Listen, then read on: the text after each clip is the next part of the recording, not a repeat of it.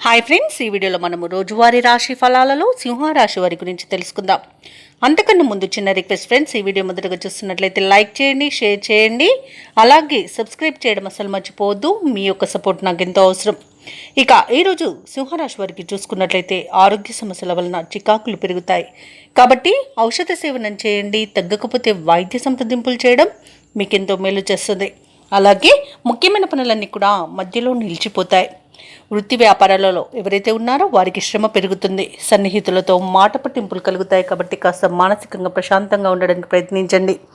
ఇక వ్యాపారస్తులు ఎవరైతే ఉన్నారో వారి యొక్క వ్యాపారాలు నిదానంగా సాగడం వలన లాభాలు కూడా సామాన్యంగా లభిస్తాయి.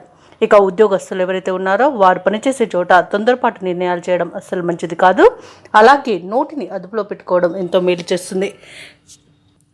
మాట తూలడం వలన, నోటి దురుసుతనం వలన విరోధాలు కలుగుతాయి, అపార్థాలకు చోటు అనేది దక్కుతుంది. కాబట్టి కాస్త మీరు నోటిని అదుపులో పెట్టుకోవడం ఈరోజు చెప్పుకోదగ్గ సూచన. ఇక సింహరాశి వారికి ఈరోజు అనేక రకాలుగా ఆర్థిక నష్టం అనేది కలుగుతుంది. కాబట్టి డబ్బు ఇవ్వడం కానివ్వండి, తీసుకోవడం కానివ్వండి చేయకండి. అలాగే మానసిక ఒత్తిడి కూడా మిమ్మల్ని వేధిస్తుంది. ఇక ఎవరైతే దూర ప్రయాణాలు చేస్తున్నారో ఆ ప్రయాణాలలో వాహన ప్రమాద సూచనలు ఉన్నవి కాబట్టి తగిన జాగ్రత్తలు తీసుకోండి. వాహన మరమ్మతులు చేసుకోండి. అలాగే మద్యం సేవించి వాహనాన్ని నడపకండి.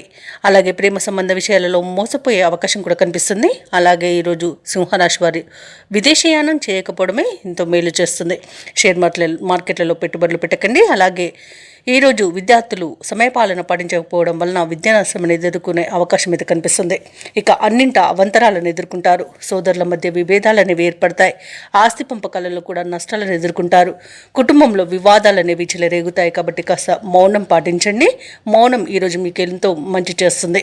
అలాగే ఈరోజు మిత్రులతో అకారణ తగాదాలు ఏర్పడతాయి. పనులు మధ్యలోనే విరమించాల్సి వస్తుంది. ఇక కాంట్రాక్టర్లు నిరాశ చెందుతారు. రాబడి అంతగా ఉండదు. ఇక ప్రభుత్వ ఉద్యోగస్తులు ఎవరైతే ఉన్నారో వారికి అదనపు పనిభారం అనేది ఉంటుంది.